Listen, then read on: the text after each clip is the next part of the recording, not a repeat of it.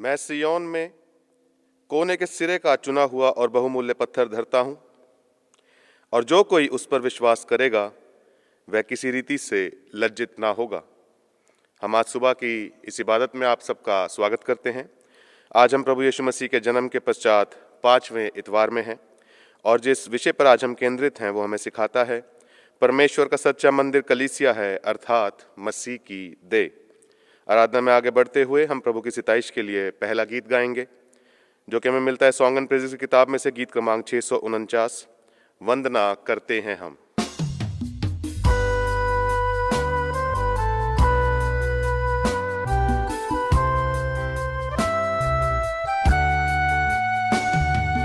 वंदना करते हैं हम, वंदना करते हैं हम, वंदना करते हैं हम, वंदना करते हैं हम।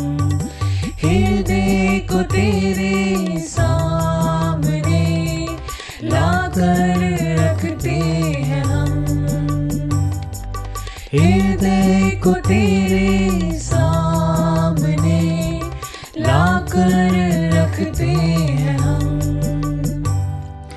वंदना करते हैं हम, वंदना करते हैं हम, वंदना करते हैं हम, वंदना करते हैं हम।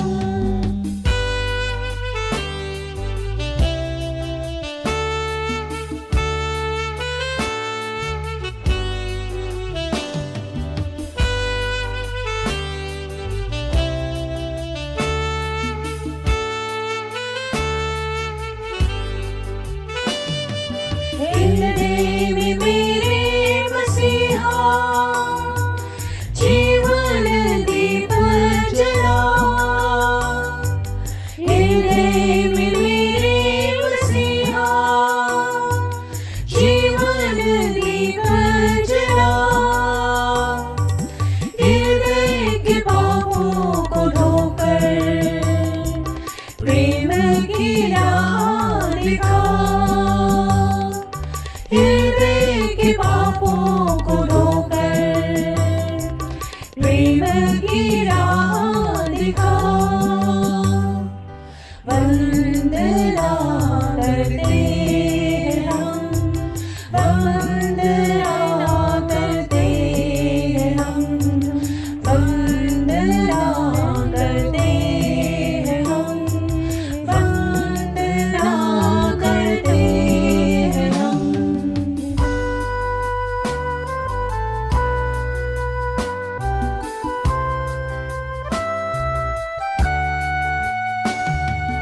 मैं हूँ निर्बल मानव, पापों के सागर में खोया।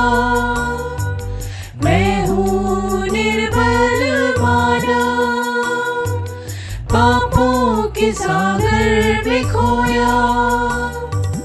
अब तुम संभालो यीशु जी, भवसागर में हो खोया। अब तुम संभालो यीशु जी, भवसागर में हो खोया। वंदना करते हैं हम, वंदना करते हैं हम, वंदना करते हैं हम, वंदना करते हैं हम।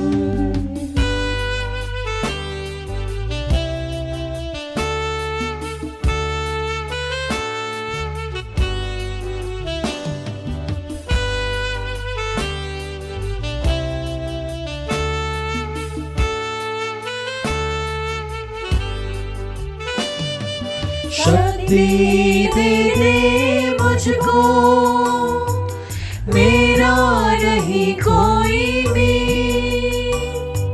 शक्ति दे दे मुझको, मेरा नहीं कोई भी।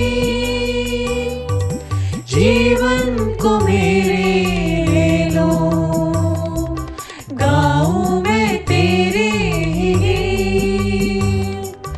जीवन को मेरे ले लो, गाऊं मैं तेरे ही गीत।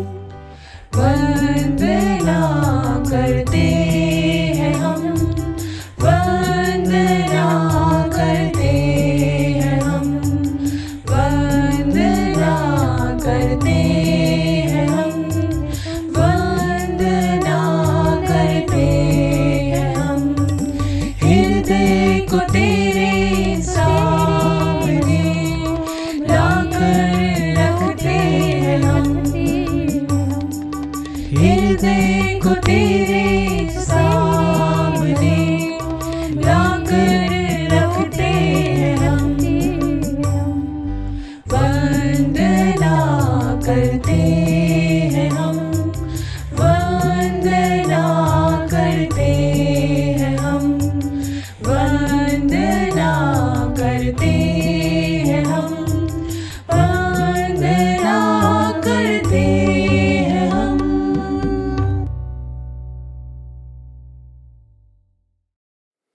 हमारी आराधना विधि की पुस्तक सेक्शन क्रमांक 3। प्रभु यीशु मसीह का अनुग्रह, परमेश्वर का प्रेम और पवित्र आत्मा की सहभागिता अब सबके साथ हो। सर्वशक्तिमान परमेश्वर, आपके सम्मुख सबके हृदय खुले हैं। आप सबकी अभिलाषाओं को जानते हैं और आपसे कोई भी भेद छिपा नहीं। अपने पवित्र आत्मा की प्रेरणा से हमारे हृदय के विचारों को शुद्ध कीजिए, ताकि हम आपसे पूर्ण रूप से प्रेम करें और योग्य रीति से आपके पवित्र नाम की स्तुति करें, हमारे प्रभु यीशु मसीह के द्वारा। आमीन।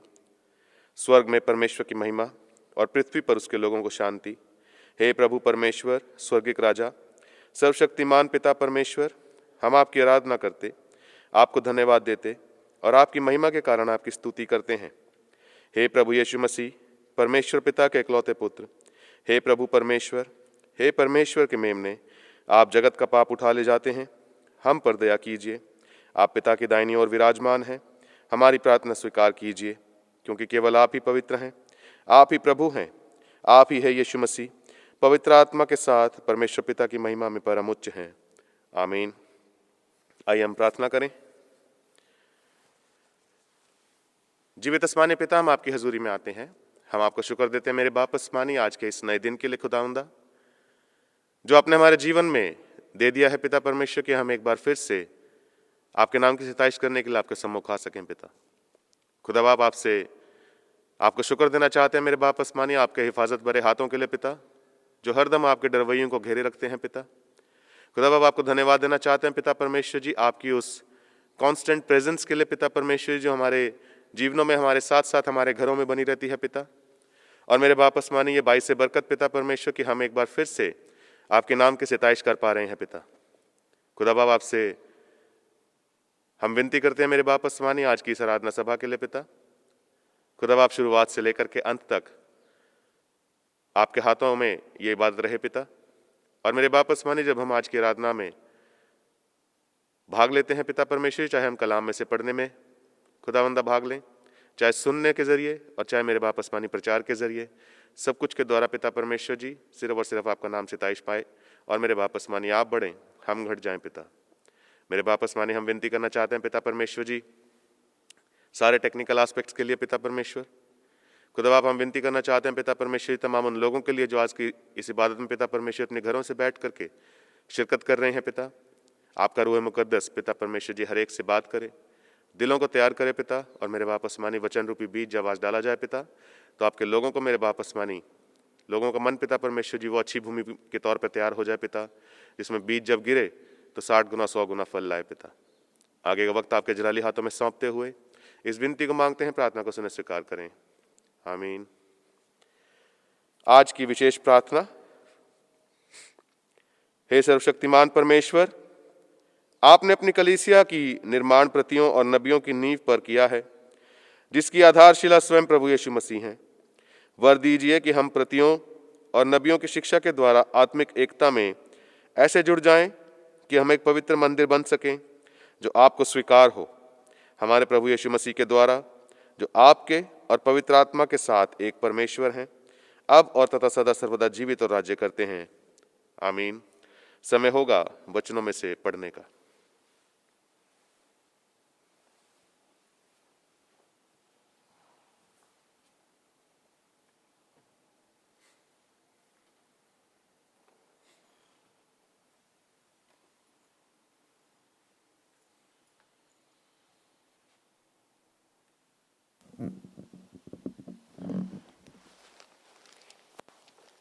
आज का पहला पाठ यशाया 2:1-9।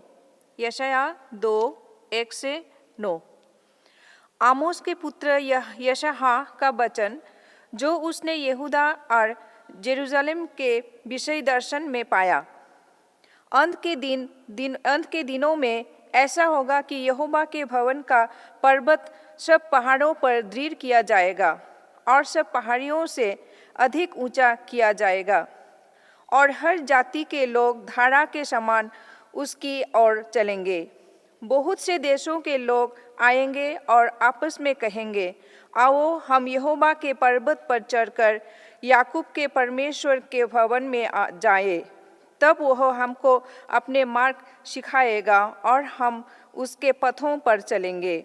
क्योंकि यहोवा को व्यवस्था सिय्योन से और उसका वचन जेरूशलेम से निकलेगा। वह जाति जाति का न्याय करेगा और देश देश के लोगों के झगड़ों को मिटाएगा, और वे अपने तलवारें पीटकर हल के फाल और अपने भालों को हंसिया बनाएंगे। तब एक जाति दूसरी जाति के विरुद्ध फिर तलवार न चलाएगी, ना लोग भविष्य में युद्ध की विद्या सीखेंगे। हे याकूब के घराने, आ हम यहोवा के प्रकाश में चले। तूने अपनी प्रजा याकूब के घराने को त्याग दिया, क्योंकि वे पूर्व देश के व्यवहार पर तन मन से चलते और फलिस्तियों के समान टोना करते हैं और परदेशियों के साथ हाथ मिलाते हैं।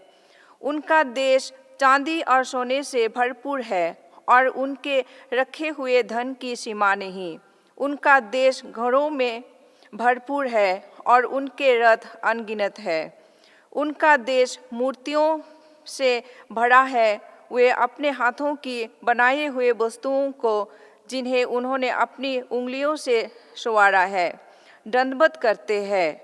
इससे मनुष्य झुकते और बड़े मनुष्य नीचे किए गए हैं। इस कारण उनको क्षमा ना कर।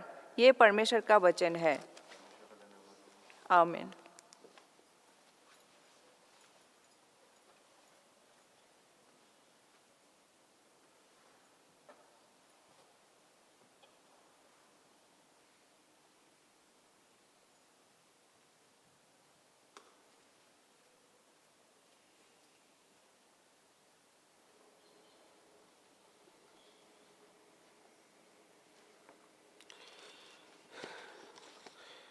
रिस्पॉन्सिव रीडिंग भजन संहिता 122 उसकी 1 आयत से दूसरी आयत तक और 6 से 9। साम चैप्टर 122 वर्सेस 1-2, 6-9। जब लोगों ने मुझसे कहा, आओ हम यहोवा के भवन को चले, तब मैं आनंदित हुआ। हे यरूशलेम, तेरे फाटकों के भीतर हम खड़े हो गए हैं। यरूशलेम की शांति का वरदान मांगो, तेरी प्रेमी कुशल से रहे। तेरी शहरपनाह के भीतर शांति और तेरे महलों में कुशल होवे। अपने भाइयों और अपने संगियों के निमित्त मैं कहूँगा कि तुझ में शांति होवे। अपने परमेश्वर यहोवा के भवन के निमित्त मैं तेरी भलाई का यत्न करूंगा। ये परमेश्वर का वचन है। परमेश्वर का धन्यवाद हो।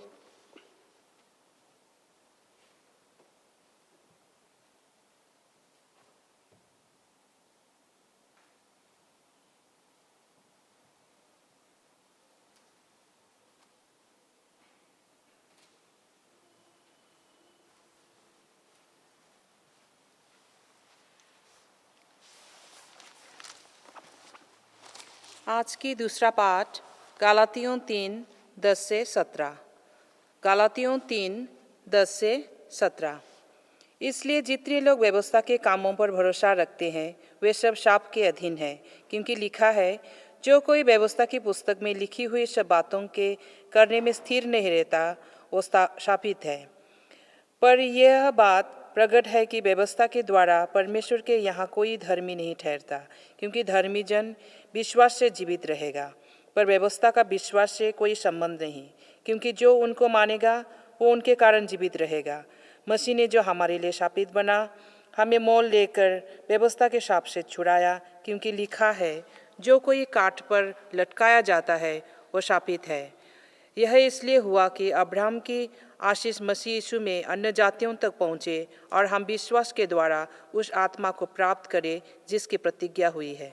हे भाइयों, मैं मनुष्यों की रीति पर कहता हूँ, मनुष्यों की वाचा भी जो पक्की हो जाती है तो ना कोई उसे टालता है और ना उसमें कुछ बढ़ाता है। अतः प्रतिज्ञाएं अब्राहम को और उसके वंश को दी गई।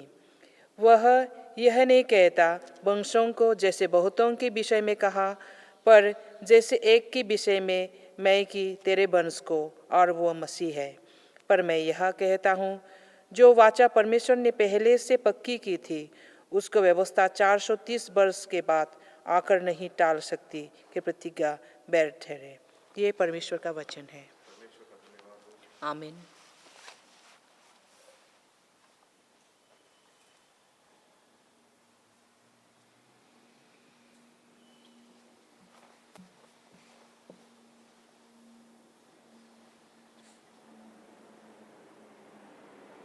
आराधना में आगे बढ़ते हुए हम दूसरा गीत गाएंगे, जो कि हमें मिलता है सॉन्ग एंड प्रेजेस किताब में से, गीत क्रमांक 702, आए हैं हम तेरे चरणों में।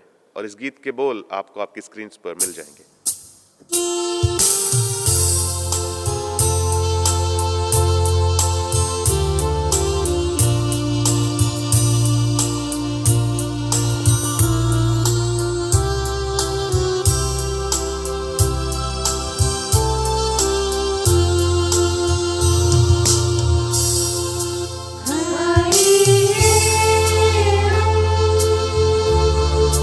तेरे चरणों में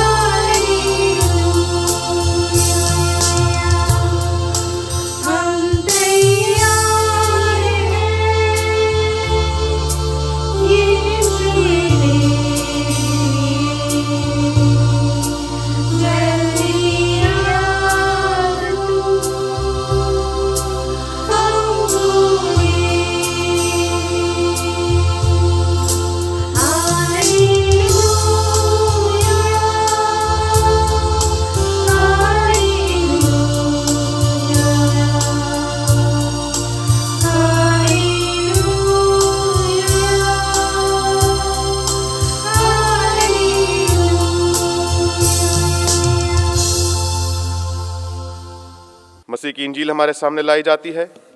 यूहन्ना रचित सुसमाचार 2 अध्याय 13 से 22 पद तक।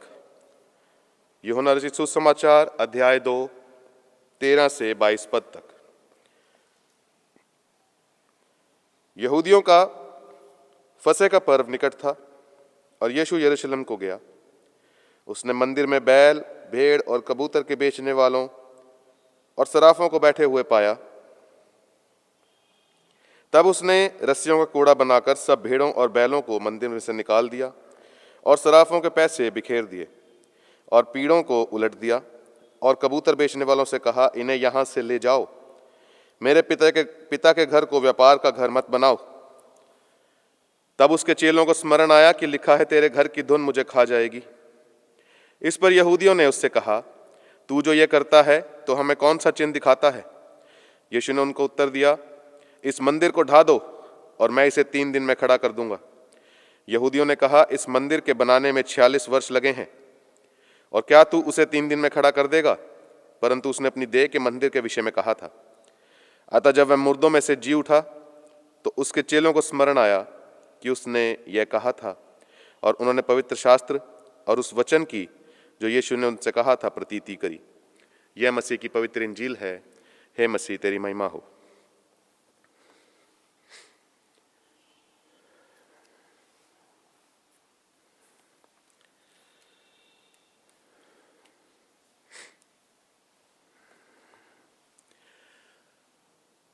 आइए हम प्रार्थना करें। जीवित आसमानी पिता, एक बार फिर से आपके समक्ष आते हैं। आपको शुक्र देते हैं मेरे बाप आसमानी, आज के इस सुंदर समय के लिए जो आपने हमें दिया है कि हम आपके वचन में से पढ़ें, सीखें। पिता परमेश्वर जी, मेरे बाप आसमानी, आपसे विनती करते हैं कि आपका आत्मा हमें चलाए और आपका वचन पिता परमेश्वर जी हमारे दिलों को पिता परमेश्वर जी नम करे, ताकि मेरे बाप आसमानी हम खुदा बाप उसकी गहराई को समझें पिता और हमारे जीवन में लागू करें पिता। आगे का वक्त आपके जलाली हाथों में रहना चाहिए पिता। मेरे बाप आसमानी, बोलने वाला आपका आत्मा हो, आपका दास केवल एक जरिया ठहरे। आपके मुबारक नाम में मांगते हैं, प्रार्थना को सुने स्वीकार करें, आमीन। आप सबको जय मसीह की। आज अजीजों, हम जो आज का प्रस्तावित विषय है वो हमें बताता है परमेश्वर का सच्चा मंदिर कलीसिया है, अर्थात मसीह की देह। अगर आज हम इस विषय के ऊपर थोड़ा सा केंद्रित हों तो हम पाएंगे अजीजों कि आज का जो प्रस्तावित विषय है ये एक रिक्वायरमेंट के बारे में बताता है, एक रिक्वायरमेंट को कलीसिया के समक्ष प्रस्तुत करता है, और ना सिर्फ प्रस्तुत करता है बल्कि स्वयं में परिभाषित कर देता है परमेश्वर के उस चर्च के बारे में, उस कलीसिया के बारे में जिसका भाग हम में से हर कोई है।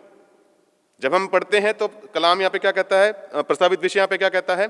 परमेश्वर का सच्चा मंदिर कलीसिया है, अर्थात मसीह की देह। अर्थात ये विषय, ये प्रस्तावित विषय एक ऐसे मंदिर की तरफ विश्वासियों को आंख उठाने के लिए कहता है जिसका वजूद है।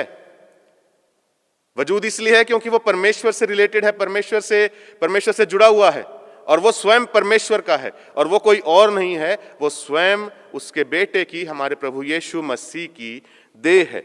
लेकिन जब आज हम कलाम में से देखेंगे, पढ़ेंगे अजीजों, तो इस चर्च से जुड़ी हुई, इस कलीसिया से जुड़ी हुई बहुत सारी बातें हैं जो हर विश्वासी के लिए समझना अनिवार्य है, जरूरी है। और आज जब हम कलाम में आगे बढ़ेंगे तो मेरा ईमान है अजीजों कि हम उन बारीकियों को, उन बातों को समझ पाएंगे जो उसकी इस कलीसिया से, उसके इस भवन से जुड़ी हुई बातें हैं। जब आप जाएंगे अजीजों रोमियो की पत्री में, आप पाएंगे कि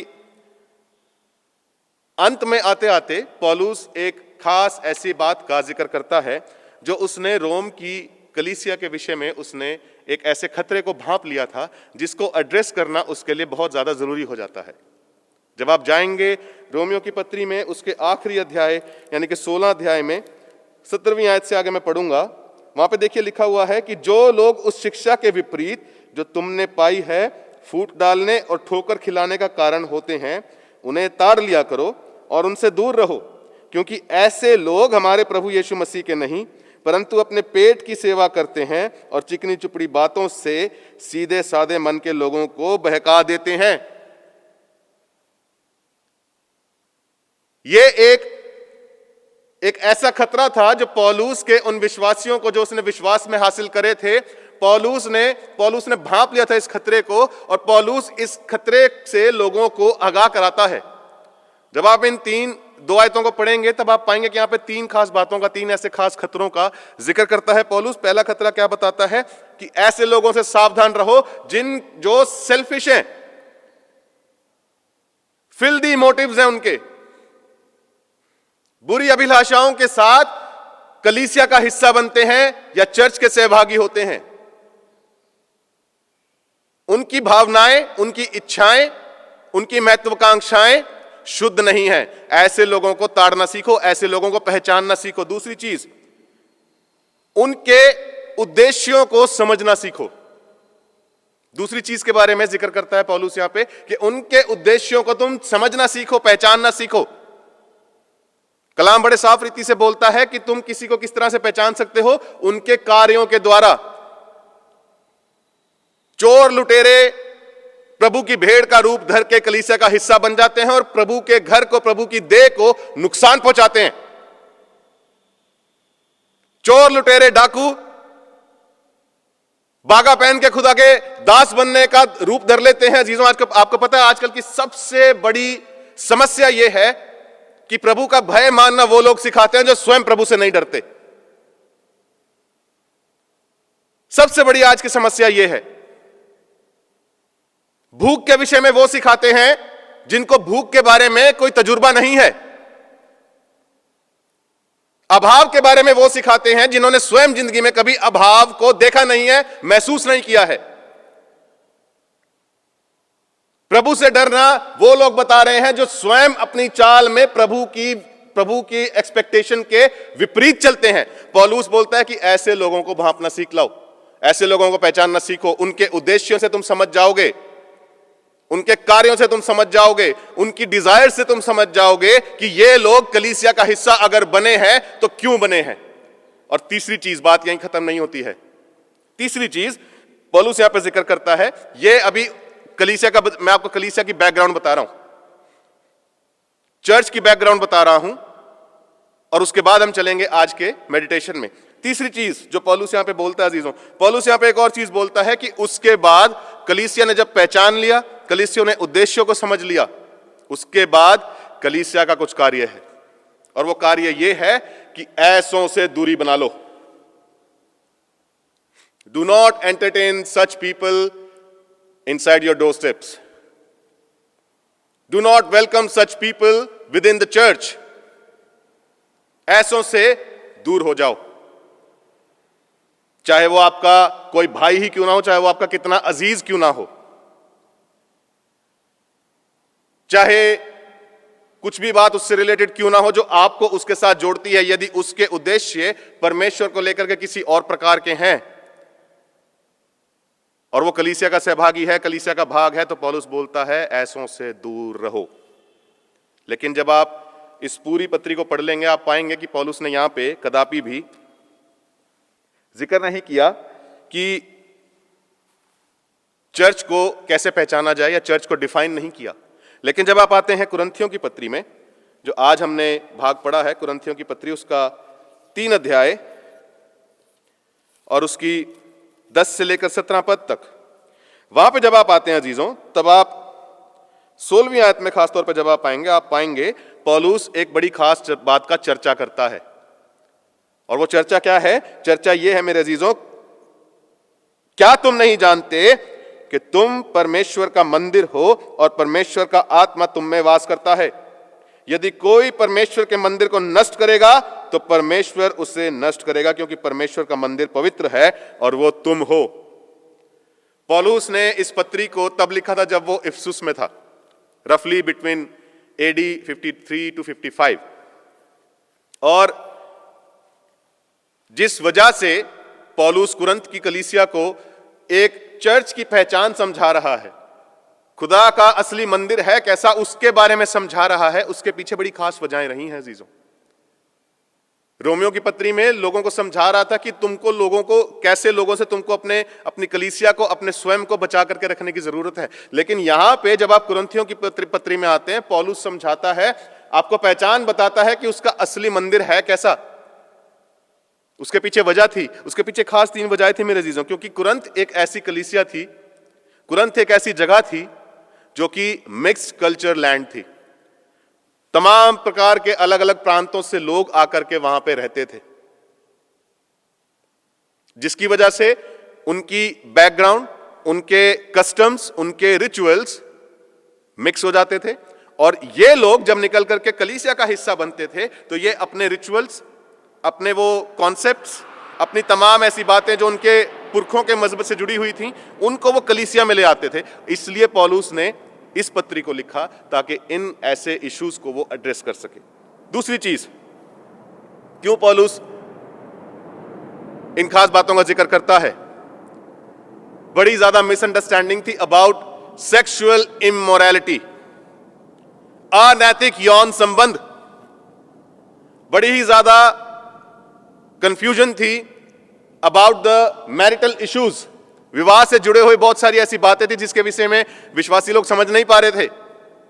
और उससे भी ज्यादा बढ़ के एक और समस्या थी मेरे अजीजों, the problem of division and fraction.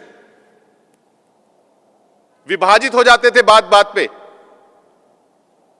जरा जरा सी बात पे खुद को एक दूसरे से अलग कर लिया करते थे। इसलिए पौलुस ने इस पत्री को लिखा ताकि इन इश्यूज को एड्रेस कर सके। और सबसे मुख्य बात, सबसे जो है इंपॉर्टेंट चीज जिसकी वजह से पौलुस इस पत्री को लिखता है, और खास तौर पे इस मंदिर का जिक्र कर देता है। स्टार्टिंग में ही 3 अध्याय में ही आप पाते हैं कि उसने मंदिर का जिक्र कर दिया। बड़ी खास बात उसके पीछे यह थी मेरे अजीजों, it was a pluralistic context. एक ऐसी जगह थी जहां का संदर्भ था कि वहां के लोग बहुत सारे गॉड्स एंड गॉडेसेस को पूजने वाले लोग थे, अन्य देवी देवताओं को पूजने वाले लोग थे। और जैसे मैं भी बोल रहा था कि अपने मजहब से जुड़ी हुई तमाम बातें उठा करके वो चर्च में ले आते थे, जिनमें से वो निकल आए हैं उन चीजों के साथ दोबारा खुद को जोड़ करके वो चीजें निकाल करके, वो रिचुअल्स, वो कॉन्सेप्ट्स, वो ट्रेडिशंस, उनको निकाल करके वो खुदा की कलीसिया का हिस्सा बना देते थे। तब पौलुस खड़ा होता है और पौलुस इस एक कथन के जरिए बड़ी बखूबी डिफाइन करता है और बता देता है कि असली मंदिर की पहचान कैसी है। असली मंदिर कोई और नहीं है। पौलुस क्या बोलता है? क्या तुम नहीं जानते हो कि तुम परमेश्वर का मंदिर हो और परमेश्वर का आत्मा तुम में वास करता है। और मेरे आज के मेडिटेशन का पूरा फोकस बस एक ये आयत रहेगी मेरे अजीजों। जब आप इस एक आयत को पढ़ते हैं, यहां पे 3 खास बातों का जिक्र आता है।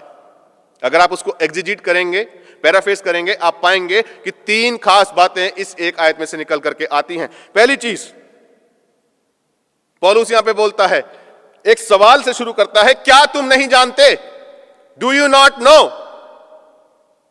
क्या तुमको नहीं पता है? अर्थात अ कॉल टू अवेक, जगा देने वाला एक शब्द, जागने के लिए प्रेरित करता है एक शब्द। क्या तुम नहीं जानते? लेकिन सवाल यह खड़ा होता है अजीजों कि पौलुस को यह बोलना क्यों पड़ा? क्यों पौलुस को लोगों को झंझोड़ के जगाना पड़ा? क्या तुम नहीं जानते? उसके पीछे एक वजह है। वजह स्वयं हमारे को कलाम के अंदर मिलती है। जब हम जाएंगे इसी कुरिन्थियों के पत्री में 6 अध्याय में, उसकी हम देखेंगे 7 से 10 आयत तक। देखिए यहां पे क्या हो रहा था। ये कुरिन्थ के लोग जो कि अपने सारे मजहबों को छोड़ के, ट्रेडिशंस को छोड़ के कलीसिया का हिस्सा बने थे, लेकिन तब भी इनके अंदर कैसी चाल थी, इनकी चाल किस प्रकार की थी, कैसे ये लोग थे। देखिए वहां पर जिक्र लिखा हुआ है, परंतु सचमुच तुम में बड़ा दोष तो यह है कि तुम आपस में मुकदमा करते हो। अन्याय क्यों नहीं सहते? अपनी हानि क्यों नहीं सहते? परंतु तुम तो स्वयं अन्याय करते और हानि पहुंचाते हो, और वो भी भाइयों को।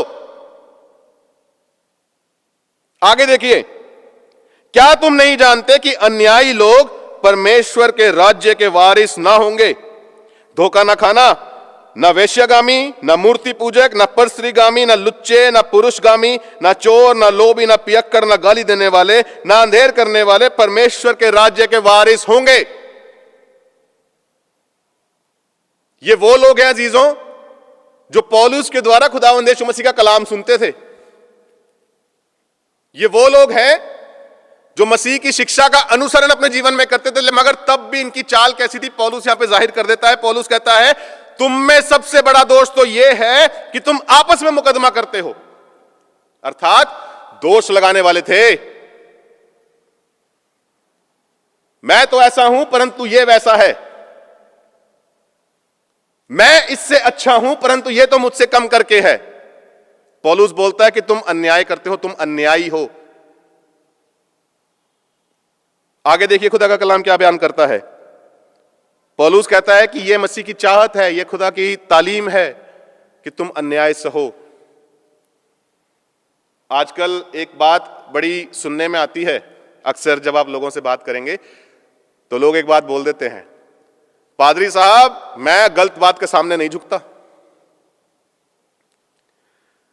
पादरी साहब मेरे सामने कोई गलत काम करे मेरे से बर्दाश्त नहीं होता।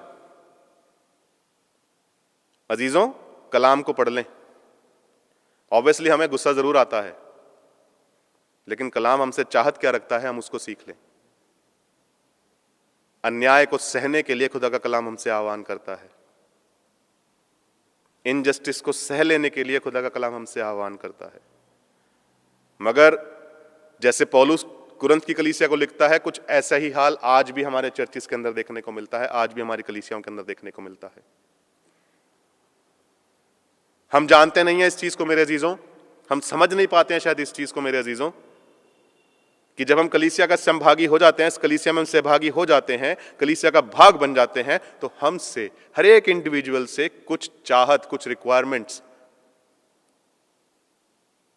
परमेश्वर की होती हैं। उसमें से पहली चीज यह है कि हम अन्यायी ना बने। पौलुस उससे भी बड़ी एक और बात बोलता है कि तुम अन्याय तो करते ही करते हो, मगर तुम अन्याय किस पर करते हो? अपने ही भाइयों पे करते हो।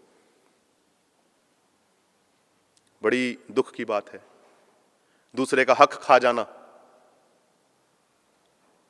दूसरे के हक को अपना मान लेना और उसको हड़प कर जाना, खा जाना उसको। अन्यायी, खुदा का कलाम कहता है, पौलुस बयान कर रहा है कि अन्यायी लोग परमेश्वर के घर में दाखिल नहीं होंगे। आगे देखिए खुदा का कलाम एक और चीज क्या बयान करता है। क्या तुम नहीं जानते हो, धोखा ना खाओ, ना वैश्यगामी, ना मूर्ति पूजक, ना परस्त्रीगामी, ना लुच्चे, ना पुरुषगामी, ना चोर, ना लोभी, ना पियक्कड़, ना गाली देने वाले, ना अंधेर करने वाले परमेश्वर के राज्य के वारिस होंगे। ध्यान रखें इस चीज को मेरे अजीजों। और जैसे कि मैं भी बोल रहा था मेरे अजीजों कि पौलुस चिता रहा है लोगों को, झंझोड़ रहा है। डू यू नॉट नो, क्या तुम्हें नहीं पता है? तुम खुदा को मंदिर में जाके खोजते हो, भवन में जाके खोजते हो, खुदा तुम्हारे अंदर व्यापक है, वो तुम्हारे अंदर बैठा हुआ है और तुम उसके मंदिर को कैसे गंदगी से लबरेज करने में लगे हो। Do you not know? A call to awake. सचेत हो जाएं मसीहों। यदि इनमें से कोई बात हमारे जीवन में पाई जाती है तो ये शब्द, ये आज हम में से हर एक के लिए है। बी अवेक, आंखें खोल लें, जाग जाएं। समय गुजर गया, कुछ चीजें हैं हमारे अंदर जो हमारे को बदलनी पड़ेंगी, जिनको हमें छोड़ना पड़ेगा अगर हम परमेश्वर के उस असली भवन के, उस सच्चे भवन के हम खुद को पनागा मानते हैं। पौलुस ने इन तमाम इश्यूज को टारगेट किया। पौलुस ने इन तमाम चीजों को नोटिस किया कि उसके लोगों की चाल कैसी है, और लिख के दे दिया कि ये तमाम लोग जो हैं ये इस प्रकार की चाल चलते हैं, इस प्रकार के लोग कभी भी खुदा के घर के वारिस नहीं होंगे। दूसरी चीज की तरफ आगे बढ़ते हैं। अब बात यहीं खत्म नहीं होती अजीजों।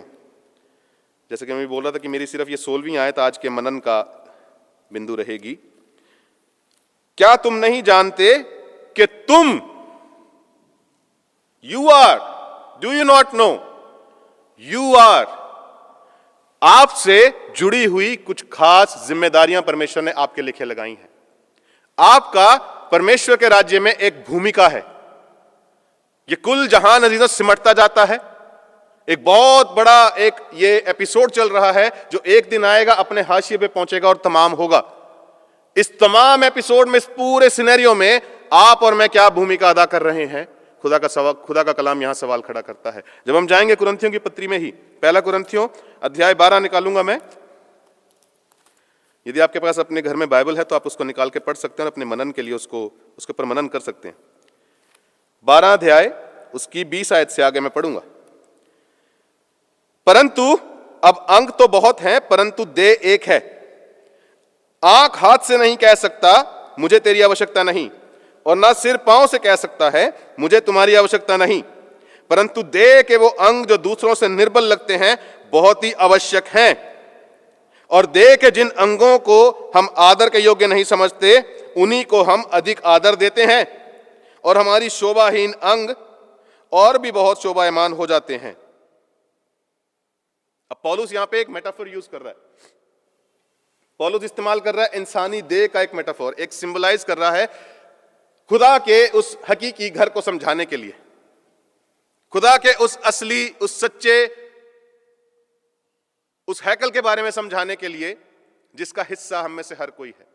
लेकिन जैसे कि मैं बयान कर रहा था कि हम में से हर एक का एक रोल है, and that role is expected from us to be played. हमें वो भूमिका जो परमेश्वर ने हमारे हिस्से में लिखी है उसे निभाना अवश्य है। पौलुस यहां पे जिक्र करता है, क्या कहता है यहां पे, कि अब अंग तो बहुत है परंतु देह एक है। आंख हाथ से नहीं कह सकती मुझे तेरी आवश्यकता नहीं है। आंख हाथ से नहीं कह सकती कि मुझे तेरी आवश्यकता नहीं है।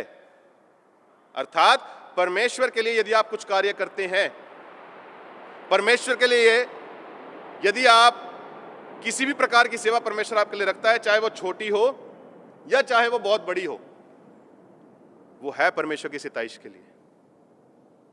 हमें अपनी भूमिका को समझना पड़ेगा कि परमेश्वर ने हमें यदि उस रोल में रखा है, यदि मुझे वो सेवा को अंजाम देने के लिए रखा है, तो मैं कितनी ईमानदारी से उस रोल को निभा रहा हूं। अक्सर हम एक बड़ी ही खास तरह की एक बात का शिकार हो जाते हैं, दैट इज कंपैरिजन। कंपैरिजन हम करने लग जाते हैं, अरे मैं तो ऐसा ऐसा करता हूं, फलां फलां ऐसे ऐसे करता है, मैं तो ऐसे ऐसे चलता हूं, फलां ऐसे ऐसे चलता है।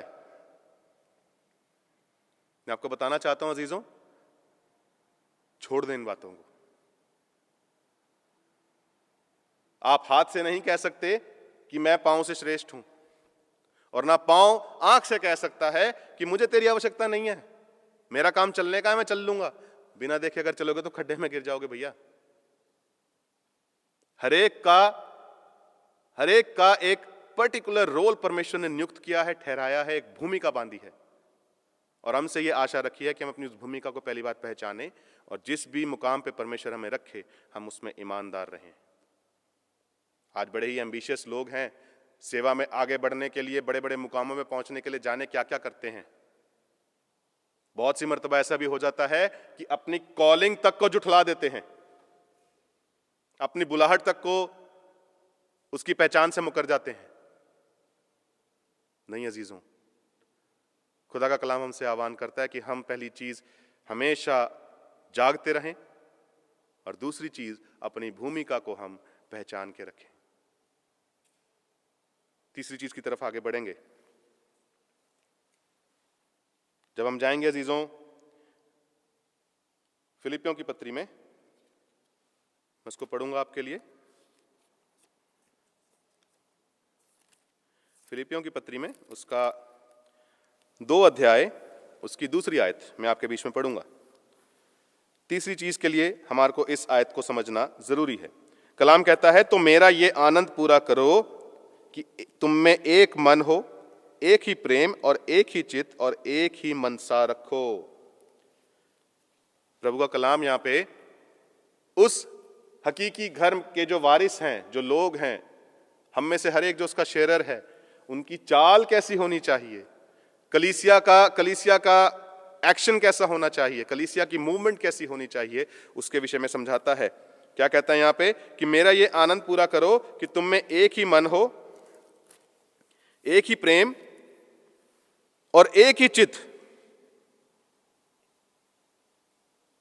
यूनिटी को मेंटेन करने के लिए, यूनिटी को बनाए रखने के लिए खुदा का कलाम यहां पे हमसे आह्वान करता है। आज जरा जरा सी बातों पे अजीजों कलीसियाएं बिखर जाती हैं, जरा जरा सी बात पे लोगों के मुख एक दूसरे से विमुख हो जाते हैं। अक्सर मैं एक चीज बोलता हूं सरमन में कि हमें शायद ये याद नहीं होगा कि पिछले सप्ताह हमने जो सरमन सुना था उसका विषय क्या था, या हमने सुना क्या था। विषय तो छोड़िए, हमने सुना क्या था। लेकिन 15 साल पहले मेरी फूफी ने मुझे ऐसे ऐसे कहा था और मैंने उनसे बात करनी छोड़ दी थी, ये मुझे बखूबी याद होगा। आज से 12 साल पहले मेरे पापा ने मुझे ऐसे ऐसे कहा था, वो मुझे बखूबी याद है। कलाम देखिए क्या कहता है कि तुम मेरा ये आनंद पूरा करो कि तुम में एक मन हो, अर्थात एक जैसा सोचना सीखो। हम में से हर एक के पास अलग अलग जहनियत है, हमारे पास अलग अलग तरह के विचार हैं, लेकिन तमाम विचार हो करके एक जब हो जाएंगे तब आगे बढ़ते हुए परमेश्वर की सलीब की तरफ यदि हमारी डायरेक्शन नहीं है तो अजीजों बड़ी एक चिंता का विषय बन जाता है। कलाम कहता है कि तुम्हारे में एक मन हो, एक ही प्रेम हो। प्रेम की पराकाष्ठा यह है मेरे अजीजों, जो हमने कुरिन्थियों की कलीसिया में को जब पौलुस लिखता है, जब हमने वहां पे पढ़ा था कि तुम अन्याय क्यों नहीं सहते। अर्थात जब आप एक दूसरे से प्रेम करना सीखेंगे, जब आप एक दूसरे से वैसा प्रेम करेंगे जैसा खुदा ने हमसे किया है, तब आप दूसरे के उन तमाम बातों को सह लेंगे, उन तमाम बातों को सहना सीख जाएंगे जो आज आपके लिए कठिन है, जिनको सहना आज हमें अन्याय का सा लगता है खुद के प्रति। पौलुस कहता है कि तुम में एक सा प्रेम हो, अर्थात वैसा प्रेम जैसा प्रभु ने कलीसिया से किया था वैसा प्रेम तुम में हो। तीसरी चीज, तुम में एक ही चित्त और एक ही मनसा हो, अर्थात एक ही मन की एक ही जैसी हसरतें हों। और हसरत सिर्फ ये होनी चाहिए कि हम ज्यादा से ज्यादा लोगों को खुदा का कलाम सुनाएं, ज्यादा से ज्यादा आत्माओं को जीत करके खुदा के राज्य में मिलाएं। ये हसरत अगर हमारी नहीं है तो मेरे अजीजों वो प्रोजेक्ट बन जाता है, और प्रोजेक्ट पे चल जाएगा प्रोजेक्ट, लेकिन शायद लोगों को वो नहीं मिलेगा जो उससे मिलना चाहिए। आज कहते हुए अच्छा नहीं लगता है, लेकिन बहुत सी मिनिस्ट्रीज ने प्रोजेक्ट बना करके मिनिस्टर्स को भेजना शुरू किया है। प्रोजेक्ट है चर्च प्लांटिंग प्रोजेक्ट। आत्मा जीतने की बात कौन करेगा? लोगों को सच्चा कलाम सुनाने की बात कौन करेगा? और पौलुस बोलता है, क्या तुम नहीं जानते हो कि तुम परमेश्वर का मंदिर हो? और ये मंदिर कैसा होना चाहिए अजीजों?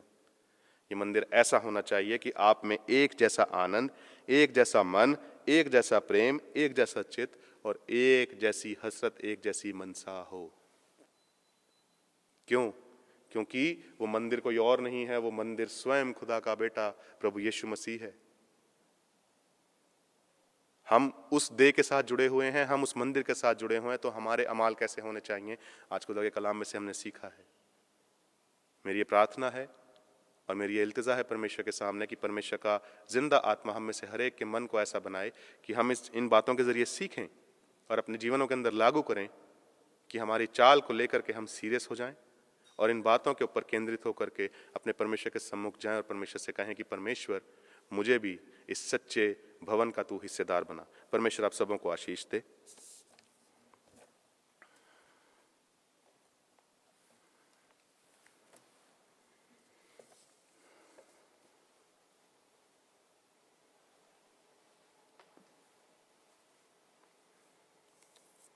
हमने प्रभु के वचन को सुना है।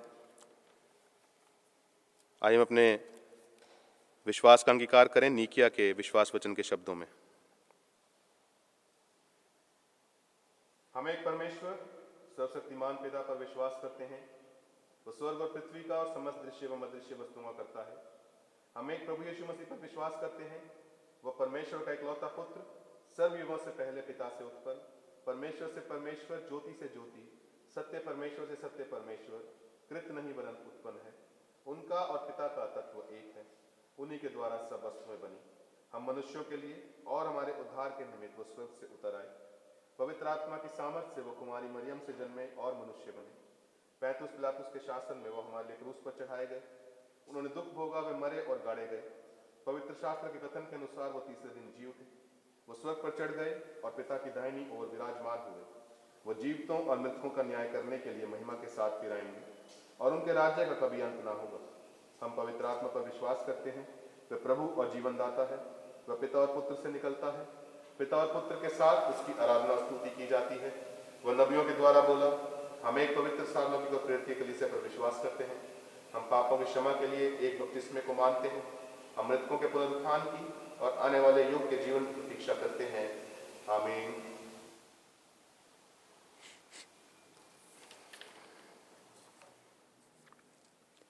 सूचनाएं। अजीजों, जैसा कि हम जानते हैं कि हमारी ऑनलाइन सर्विसेज बादस्तूर चल रही हैं, क्योंकि looking at the current guidelines हम रेगुलर सर्विसेज को कंडक्ट करने में सक्षम नहीं हैं। हमारी इंग्लिश की सर्विस आप तक 8:30 बजे पहुंचती है, तमिल की 10:30 बजे और हिंदी की 12:30 बजे जो है पहुंचा दी जाती है। अजीजों, आपसे रिक्वेस्ट है कि जब तक आपको यहाँ से कॉल करके इनवाइट ना किया जाए, आने के लिए कहा ना जाए, तब तक आप यहाँ आने को अवॉइड करें। आपसे रिक्वेस्ट है कि जो भी लोग यहाँ पे बुलाए जाते हैं उनसे सोशल डिस्टेंसिंग, मास्क और वैक्सीनेशन एक्सपेक्टेड है। Kindly get it done. अजीज़ों, हमारी जो कन्फर्मेशन की क्लासेस हैं वो इस महीने के आखिर तक हम प्रारंभ करने की हम जो है कोशिश में हैं, और इसके बारे में जो भी लेटेस्ट इन्फॉर्मेशन होगी वो प्रेस्बिटर इंचार्ज पादरी मोहित के द्वारा आप तक पहुँचा दी जाएगी।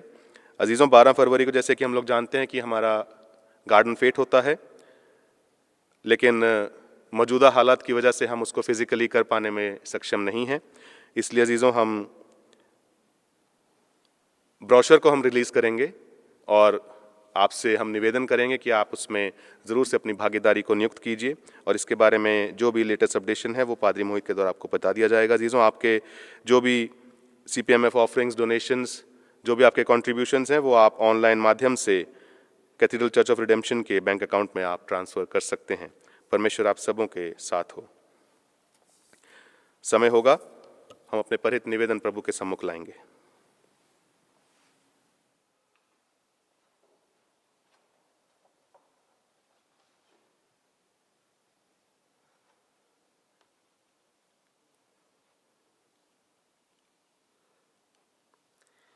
आइए हम सब परहित निवेदन में सम्मिलित होंगे।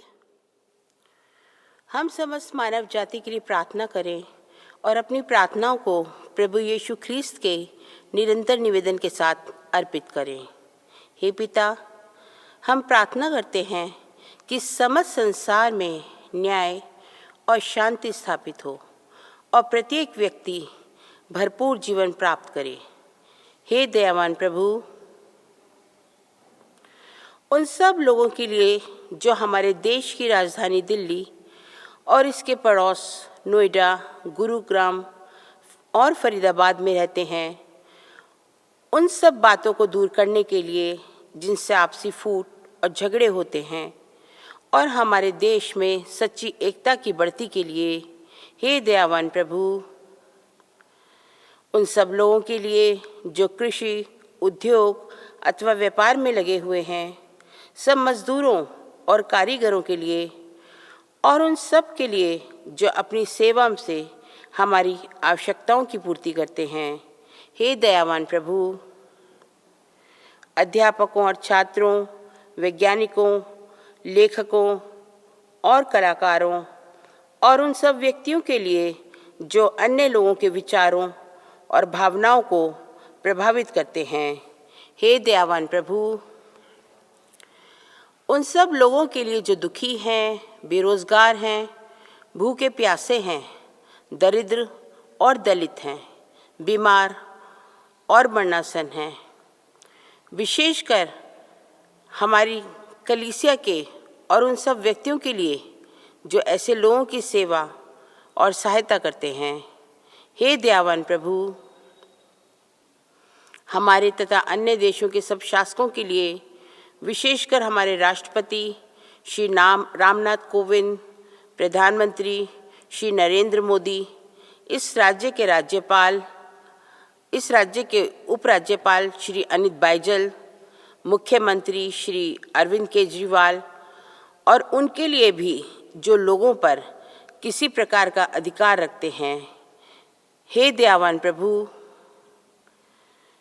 संपूर्ण मसीह समाज की एकता के लिए और मेल मिलाप के लिए और समस्त संसार में उनकी गवाही और सेवा कार्य के लिए हे दयावान प्रभु, भारत में आपकी समस्त कलीसिया के लिए, उसकी परिषदों तथा अगुवों, विशेषकर हमारे प्रमुख धर्माचार्य मॉडरेटर, दक्षिण भारत के मुख्य मॉडरेटर, माराथोमा कलीसिया के मेट्रोपॉलिटन, हमारे धर्माचार्य बिशप, हमारे पुरोहित मोहित हाइंस हिटर, पुरोहित PGS रत्नाराज, पुरोहित अभय बेंसन चक्रवर्ती और भाई राहुल, और हमारी कलीसिया के सब अन्य धर्म सेवकों के लिए कि वो सच्चाई और लगन से आपकी सेवा करें। हे दयावान प्रभु, ये वर दे कि आपके उन सब भक्तों के साथ जिन्होंने अपने जीवन में सच्चाई से आपकी सेवा की है, हम भी आपके राज्य के शाश्वत आनंद में संभागी हो सकें। हे दयावान प्रभु, हम सब मिलकर कहेंगे, हे स्वर्गीय पिता, अपने राज्य को शीघ्र प्रकट कीजिए और हमारी इन प्रार्थनाओं को सुनिए। हम आपके पुत्र, अपने प्रभु और उद्धारकर्ता यीशु मसीह के नाम से मांगते हैं, आमीन।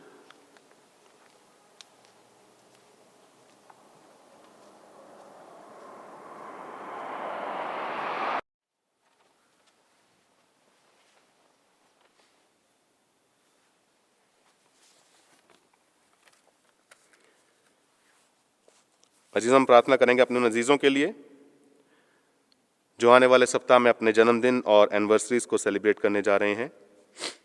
हम प्रार्थना करेंगे Siddhant Malaya, Mrs and Mr A David, सुबेत कलविकर्सनन, Salome V Vincent, Abraham Theophilus, Neeraj Raj, Mrs and Mr Daniel P Raj, Deepak John, Dayamani Rao, Shrey Massey, Elango M Bhaskar, Thomas Davis, Radhika Kumar, Mrs and Mr S Jason, Mrs and Mr D Nagaraju, Hephzibah Chandana, Sandeep George, Rita, Mrs and Mr Nelson Jacob, Mrs and Dayamanti, Sheela Matthew, Mrs and Mr Stephen George, P Alfred, Reshma Robinson, Joel J Golden, Mrs and Mr Ranjan D, Mrs and Mr Deva Subir, Christy लविजल, Rekha R Hembrom, Sylvia Paul, Mrs and Mr Ravi J लोकू। आइए अपने सिरों को झुकाएं और अपने अजीजों के लिए हम प्रार्थना करें। अनुग्रहकारी जीवित आसमानी पिता, हम एक बार फिर से आपकी हजूरी में आते हैं। आपको शुक्र देते हैं मेरे बाप आसमानी कि आपने खुदा बाप अपने वचन के जरिए हमारी अगुवाई करी है। आपसे विनती करते हैं कि आपकी भेड़ों को जो ये स्वर्गीय मन्ना दिया गया है पिता, ये उनके जहन में ताज़ा रहे पिता, और इसके द्वारा मेरे बाप आसमानी वो खुराक पा के आपके साथ अपने रिश्ते को ईमानदारी से बसर करने वाले हों पिता। खुदा बाप विनती करना चाहते हैं आपके नजीज़ों के लिए पिता, जो अपने जीवन में अपने जन्मदिन को पिता परमेश्वर जी और अपने एनिवर्सरी को सेलिब्रेट करने जा रहे हैं पिता।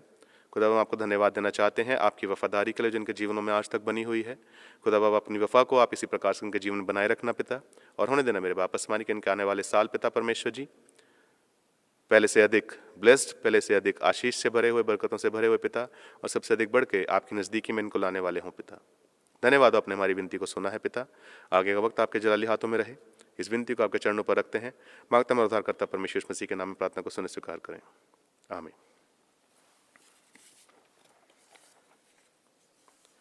सेक्शन क्रमांक 17,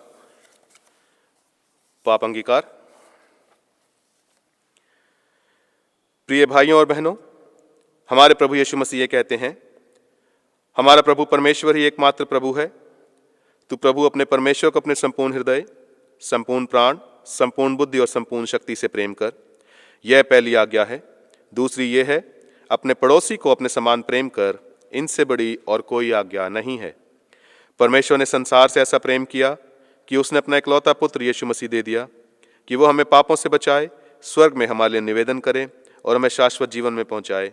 इसलिए हम पश्चाताप और विश्वास के साथ अपने पापों को स्वीकार करें। हम परमेश्वर की कृपा से उसकी आज्ञाओं का पालन करने का और सब लोगों के साथ मेल मिलाप और प्रेम से रहने का पक्का संकल्प करें। हम एक साथ इस प्रार्थना में सम्मिलित होंगे। हे सर्वशक्तिमान परमेश्वर, हमारे स्वर्गीय पिता, हमने मन, वचन और कर्म से आपके विरुद्ध और एक दूसरे के विरुद्ध पाप किया है। हमने अपनी अज्ञानता और दुर्बलता के कारण और जानबूझकर भी बुराई की है और भलाई करने में असफल रहे हैं। इन सब पापों के लिए हम सचमुच दुखी हैं और अंतःकरण से पश्चाताप करते हैं। आपके पुत्र यीशु मसीह ने हमारे लिए अपने प्राण दिए, उन्हीं के कारण हमने जो पाप किए हैं उनको क्षमा कीजिए और ये वर दीजिए कि भविष्य में हम नया जीवन पाकर सदा आपकी सेवा करें, ताकि आपके पवित्र नाम की महिमा हो। आमीन। सर्वशक्तिमान परमेश्वर उन सबको क्षमा करता है जो एक दूसरे को क्षमा करते और सच्चा पश्चाताप करते हैं। वह आप सब पर दया करे, आप सबके पापों को क्षमा करे और उनसे आपको छुटकारा दे, सब भले कामों में आपको स्थिर और सबल करे और शाश्वत जीवन में बनाए रखे, हमारे प्रभु यीशु मसीह के द्वारा। आमीन। परमेश्वर का धन्यवाद हो। शांति अभिवादन। हम सब मिलकर मसीह की देह हैं। हम सब ने एक आत्मा द्वारा एक देह में बपतिस्मा लिया है। हम ऐसे कार्यों में संलग्न रहें जिनसे शांति मिलती और एक दूसरे का निर्माण होता है। प्रभु की शांति सदा आपके साथ हो। जिस प्रकार हमारे मुंजी ने हमें सिखाया, हम यूं दुआ करते हैं। आए हमारे बाप, आप जो आसमान में हैं, आपका नाम पाक माना जाए, आपकी बादशाहत आए, आपकी मर्जी जैसे आसमान में पूरी होती है ज़मीन पर भी हो। हमारे रोज़ की रोटी आज हमें दें, हमारे कसूरों को माफ़ करें कि हम अपने कसूरवारों को माफ़ करते हैं। हमें आजमाइश में ना पड़ने दें, बल्कि बुराई से बचाएं, क्योंकि बादशाहत, कुदरत और जलाल हमेशा आपका है। आमीन। परमेश्वर की शांति जो सारी समझ से परे है, परमेश्वर के और उसके पुत्र हमारे प्रभु यीशु मसीह के ज्ञान और प्रेम में आपके हृदय और विचारों को सुरक्षित रखे, और सर्वशक्तिमान परमेश्वर पिता, पुत्र और पवित्र आत्मा की आशीष आप पर हो और आपके साथ सदा सर्वदा बनी रहे। शांति से पूर्ण होकर अपने घरों में रहिए, प्रभु से प्रेम करें और उसकी सेवा में लगे रहें। मसीह के नाम में आमीन। आराधना के अंत में हम गीत गाएंगे जो कि हमें मिलता है सॉन्ग एंड प्रेजेस किताब में से, गीत क्रमांक 725, रब की होवे सना, और इसके बोल आपको आपकी स्क्रीन पर मिल जाएंगे।